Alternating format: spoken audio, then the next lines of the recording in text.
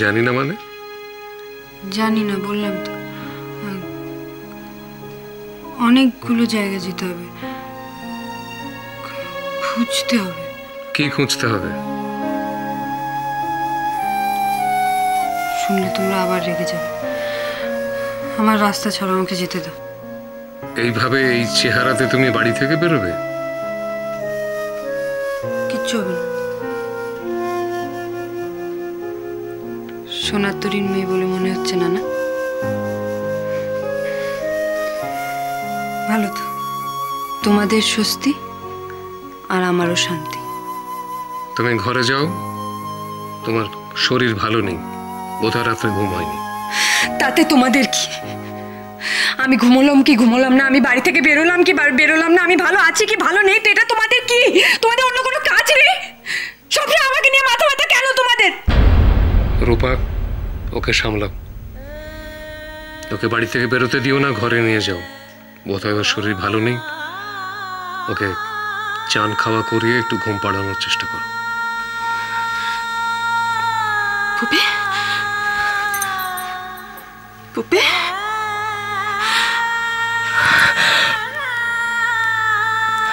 আয় বাবা, ঘরে চল। না, আমাকে যেতে হবে। হ্যাঁ যাবি তো, যাবি তো, একটু স্নান খাওয়া করে নে, ফ্রেশ হয়ে নে।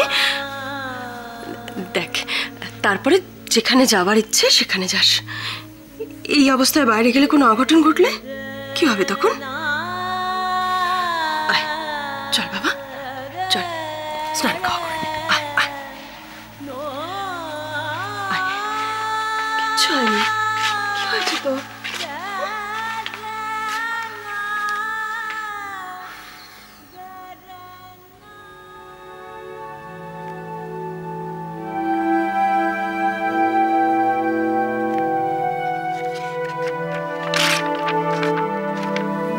ওষুধগুলো আনিয়ে নিন,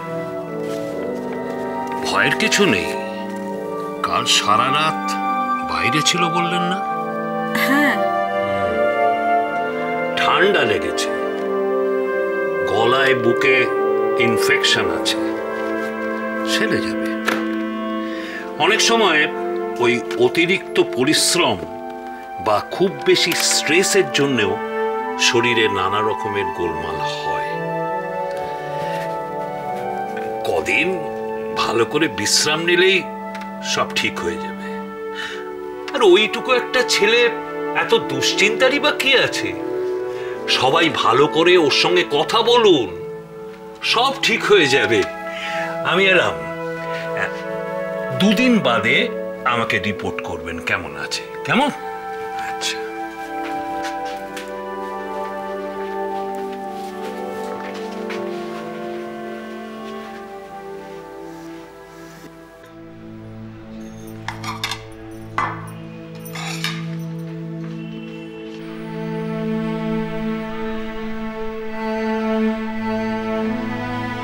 আয়, খেতে আয় তোরা।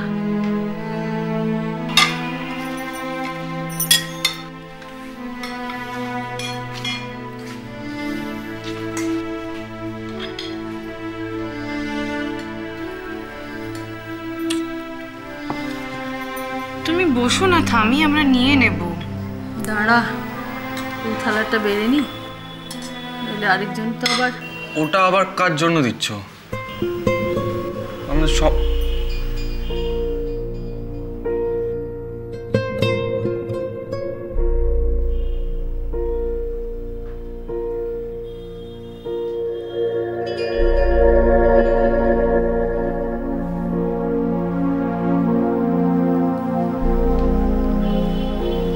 থামি,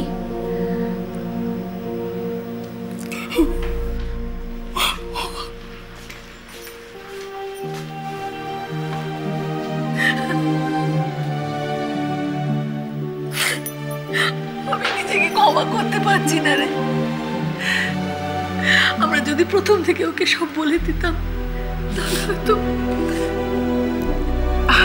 আমরা ওকে প্রোটেক্ট করতে চেয়েছিলাম, ভেবেছিলাম এত বড় ধাক্কাটাও সামলাতে পারবে না। আশা করেছিলাম সব ঠিক হয়ে যাবে, ওদিকে চন্দ্রশেখর দেব অ্যান্ড কোম্পানি ছক কষছিল কি করে মেরে ওর শির দাঁড়াটা ভেঙে দেওয়া যাবে। আমরা অন্যায় করেছি। যদি আগে থেকে সব বলে দিতাম হয়তো ওরা নিজেদের মধ্যে ব্যাপারটা মিটিয়ে নিতে পারতো, কিন্তু এখন আমি আর পারছি না। তোরা চুপ কর, আর আমি পারছি না।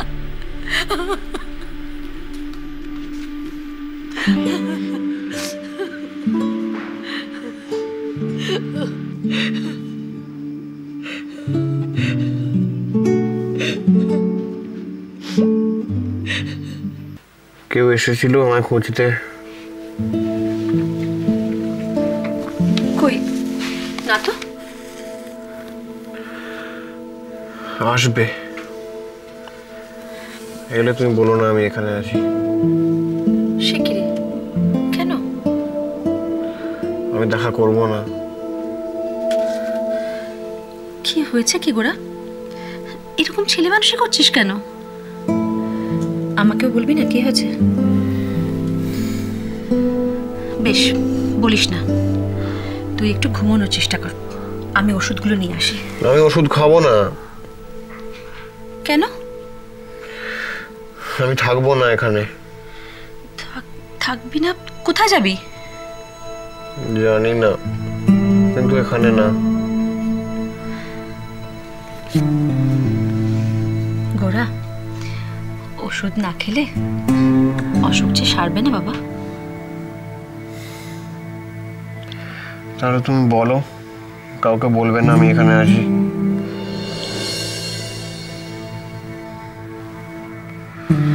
বলো না মা।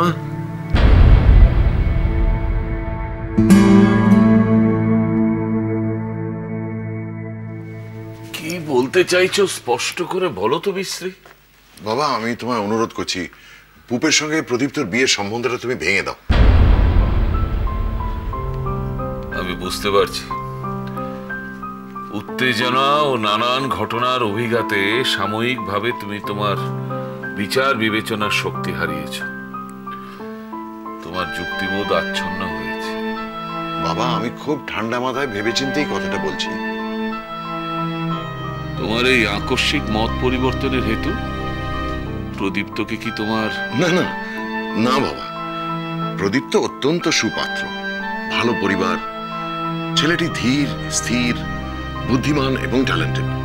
তাহলে তোমার অকারণ উদ্বেগকে প্রশ্রয় দিও না বিশ্রী, এই আমার পরামর্শ।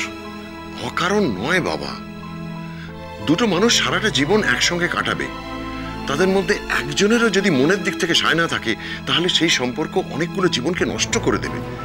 এটা তুমি খুব ভালো করে জানো বাবা। তুমি পুপে দিদির সাম্প্রতিক আচরণ থেকে এই ধারণায় পৌঁছেছ বোধ করি। সাম্প্রতিক নয় বাবা, দেশে ফিরে থেকেই আমি লক্ষ্য করছি।